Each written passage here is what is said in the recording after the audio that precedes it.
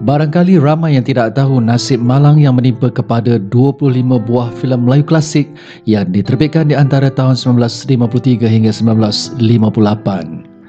Semua filem tersebut telah berkubur tanpa nisan di dasar Sungai Gombak, Kuala Lumpur. Mengapakah ianya terjadi dan siapakah orang yang bertanggungjawab dalam perkara tersebut? Teruskan menonton video ini.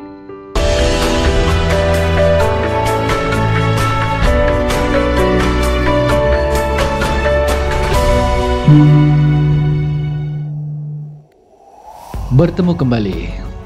Ho Ah Look adalah seorang penerbit filem Melayu klasik dan beliau antara orang yang terawal terbabit dalam bidang perfilman Melayu di Melaya dan Singapura. Pada tahun 1951, Ho Ah Look membuka studio Rimau Film Production yang terletak di Jalan Tampines, Singapura.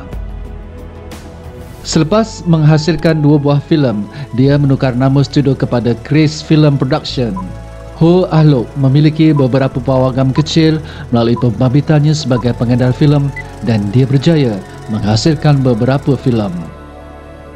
Pada tahun 1953, Grace Film Production bergabung pula dengan KT Organisation yang dimiliki oleh jutawan Datuk Loke Wanto. Syarikat tersebut dinamakan KT Grace Film Production dan studionya terletak di Jalan East Coast Road, Singapura, dengan rangkaian pawagam mereka di seluruh Melaya dan Singapura.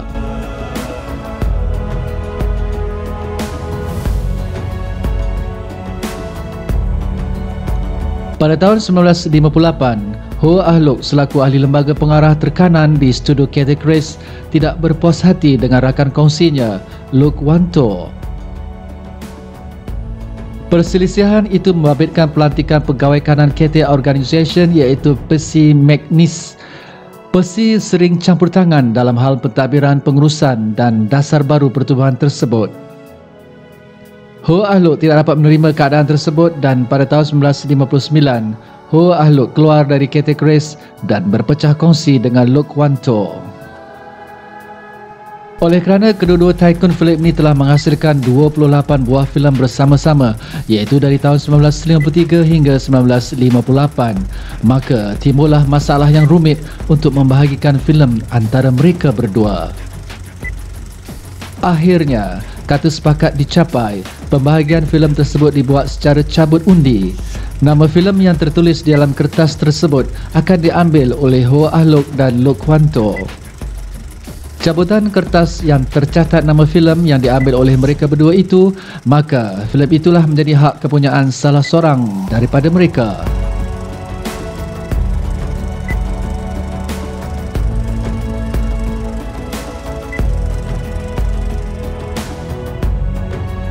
Antara filem box office yang menjadi hak kepunyaan Ho Ah Look ialah filem Pontianak, Dendam Pontianak dan sejumlah beberapa filem yang lain. Filem Pontianak, Dendam Pontianak dan Sumpah Pontianak adalah filem lakonan seniwati Datuk Maria Menado. Trilogi filem tersebut antara filem yang menaikkan nama Maria Menado di kemuncak populariti sebagai bintang filem. Ho Ah Look kemudian membuka studio Merdeka Film Production yang terletak di Hulu Kelang, Selangor bersama H.M. Shah selaku rakan kongsinya bagi meneruskan penerbitan filem keluaran studio tersebut. Kesemua filem milik Ho Ah Look semasa di KT Grace itu dibawa ke Kuala Lumpur dan disimpan di rumahnya. Persoalannya, mengapakah Ho Ah Look sanggup menghancurkan bahan-bahan warisan khususnya filem Melayu yang dimilikinya? Malangnya, 2 daripada 3 filem trilogi Pontianak iaitu filem Pontianak dan Dendam Pontianak itu telah dikategorikan sebagai filem yang hilang kerana salinan asal positif dan negatifnya berserta dengan beberapa filem yang lain telah dibuang ke dalam Sungai Gombak oleh Ho Ah Look. Mengapa filem itu dibuang? Ada 3 versi mengapa beliau berbuat demikian. Pertama, sekitar tahun 60-an, Ho Ah Lok membuang filemnya kerana tidak sanggup menanggung kos penyimpanan atau storage salinan-salinan filem di rumahnya kerana ia memakan ruang yang luas dan terpaksa memasang pendingin hawa selama 24 jam. Jika tidak, semua salinan filem itu akan rosak begitu sahaja. Ditambah pula, filem-filem itu sudah tidak ditayangkan lagi di pawagam. Jadi, Ho Ah Lok mengambil keputusan yang drastik untuk membuang sahaja salinan filem yang ada dalam simpanannya daripada menanggung kos yang tinggi. Dianggarkan sebanyak 25 buah judul filem Melayu yang telah dibuang ke dasar Sungai Gombak dalam peristiwa tersebut. Disebabkan itu juga, isteri Ho Ah Lok berasa rimas kerana banyak salinan filem di dalam rumah mereka dan memaksa suaminya memusnahkan filem itu bagi menjimatkan kos elektrik. Kedua, isteri Ho Ah Lok cemburukan suaminya. Beliau mengesyaki Ho Ah Lok mempunyai hubungan dengan seniwati Maria Menado. Ini kerana beberapa buah filem yang telah dihumbankan ke dalam sungai itu adalah filem lakonan Maria Menado, termasuk filem Pontianak dan Dendam Pontianak. Ketiga, sebaik saja Maria Menado berkahwin dengan Sultan Pahang, Sultan Abu Bakar, Ho Ah Lok semakin cemburu. Tambahan pula, Sultan Pahang telah menitahkan dan melarang semua filem lakonan Maria Menado tidak lagi ditayangkan di negeri Pahang dan juga di televisyen. Mungkin disebabkan larangan tersebut membuatkan Ho Ah Lok marah dan bertindak keras. Sebenarnya ini almarhum Sultan Abu Bakar sendiri bertitah dengan saya. Dia kata saya melarang filem-filem saya ditayangkan di negeri saya. Di negeri lain saya tidak ada kuasa. Saya cuma melarang di negeri saya. Maksud almarhum itu dalam Pahang tu salah tunjuk lain tempat. Tapi sudah tekan satu button semua berhenti. Jadi sesudah almarhum angkat, waktu itu baru Mr. Alok bilang, let us show the film, tunjukkan film. Saya kata nantilah dulu dia nak menunggu saya punya yes or no. Terlalu lama dibuang. Tidak dapat dipastikan versi manakah yang sebenarnya berlaku. Setelah kemangkatan Sultan Abu Bakar, Maria Menado memperolehi perkenan Sultan meminta supaya filem-filem lakonannya ditayangkan semula. Namun, filem sudah tiada lagi, maka tidak dapat ditayangkan filem itu semula. Seniwati Maria Menado berasa kecewa dan kesal apabila mengetahui Ho Ah Lok telah membuang khususnya 2 buah filem Pontianak ke dalam sungai. Marah tidak, tapi saya kecewa dan sedih sebab I cannot get back my youth. Sekarang saya boleh make up, boleh apa semua, but I cannot get back my youth. Cannot. And itu semuanya go back 30 tahun dulu boleh? Tak boleh. Itu yang mengecewakan saya. Terlebih lagi mungkin karena Pontianak is one of my best films, the best of the 3 Pontianaks lah kan. Jadi itu sajalah kecewa, tapi apa boleh buat. Sayang seribu kali sayang, filem Pontianak salah satu filem seram Melayu yang boleh dikatakan hebat kerana tidak ada lagi teknologi yang serba canggih dan mahal pada waktu itu. Pencapaian filem itu membuktikan Melaya mampu menghasilkan filem setaraf dengan Hollywood.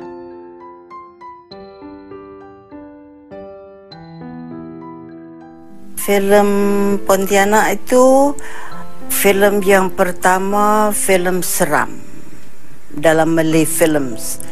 Sewaktu itu mungkin ada sebelumnya ya. Sewaktu itulah filem yang pertama, filem seram. Jadi filem itu semua orang kerumun nak tengoklah. Filem Pontianak, hantu-hantu. Jadi semua bangsa pergi tengok. And then filem itu yang pertama pun yang saya tahu, filem yang pertama ditayangkan di Cathay Theatre sebab pernah saya sendiri menyaksikan dan saya lihat sendiri ya, saya tengok sendiri. Dalam hal ini, kita tidak boleh marah, menghukum dan menyalahkan Ho Ah Lok kerana membuang filem miliknya ke dalam sungai. Berkemungkinan beliau dalam keadaan tertekan dan serba salah, malah tidak berfikir panjang bagi menyelamatkan khazanah negara itu. Tindakannya itu memanglah tidak rasional, namun apakan daya, Ho Ah Lok tidak mampu untuk mengatasi masalahnya secara bersendirian. Waktu itu tiada siapa yang peduli perihal filem tersebut. Ho Ah Lok mungkin tidak tahu di mana hendak menyimpan filem-filemnya, sama ada menghantar ke tempat yang lebih selamat. Waktu itu, Arkib Negara sudah pun wujud sejak 1957 lagi, namun bukan untuk menyimpan filem-filem. Sehingga kini, di Malaysia tiada arkib khas untuk menyimpan salinan filem-filem tempatan seperti mana yang dibuat di Indonesia, Thailand dan Filipina. Mereka sudah lama mempunyai arkib filem nasionalnya sendiri. Pada tahun 1958, filem Pontianak dialih bahasa keseluruhannya ke dalam bahasa Cantonese dan diedarkan untuk tayangan di Hong Kong. Filem ini mendapat sambutan yang baik pada masa itu. Pada tahun 1960, filem Pontianak ini telah diselitkan dengan sarikata bahasa Inggeris dan dijual kepada sebuah stesen TV di Amerika untuk mewakili Melaya dan Singapura dalam program tayangan filem Asia. Berdasarkan daripada kenyataan di atas tadi, berkemungkinan salinan filem Pontianak masih ada lagi dalam simpanan di Hong Kong dan di stesen TV di Amerika. Berdasarkan daripada kenyataan di atas tadi, berkemungkinan salinan filem Pontianak masih ada lagi dalam simpanan di Hong Kong dan di stesen TV di Amerika. Kita berharap semoga ada usaha daripada pihak tertentu untuk mencari dan menjejaki filem tersebut di kedua-dua lokasi Hong Kong dan Amerika. Tidak mustahil kita boleh mendapatkan semula filem Pontianak itu jika perkara ini diambil pendekatan dengan serius. Semoga ada lorong ke arah itu. Berikut antara filem milik Ho Ah Lok yang sudah gaib ataupun hilang.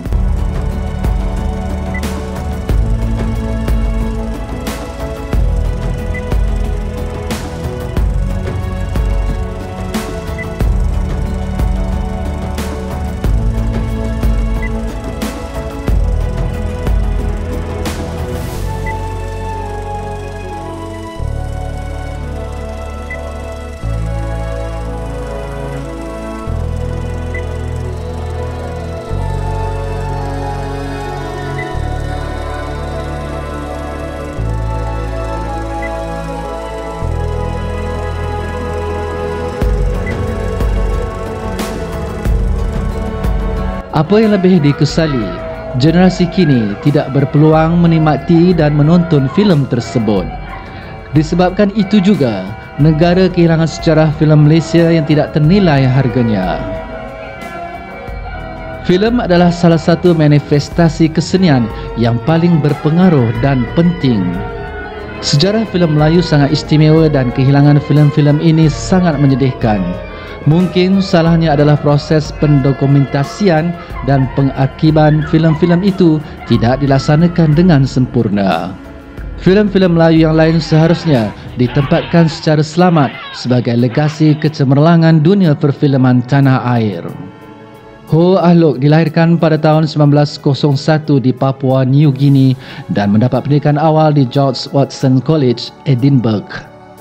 Keluarga beliau kemudian berpindah dan menetap di Pulau Pinang. Seterusnya, beliau melanjutkan pelajarannya di Hong Kong University dalam bidang kejuruteraan mekanikal. Ho Ah Lok sakit dan meninggal dunia pada 16 September 1982 di Indonesia. Okey, cukup sampai di sini saja. Terima kasih kerana sudi menonton dan jangan lupa hiasi peribadi anda dengan kebaikan. Jumpa lagi di lain episod. Assalamualaikum. Bye-bye.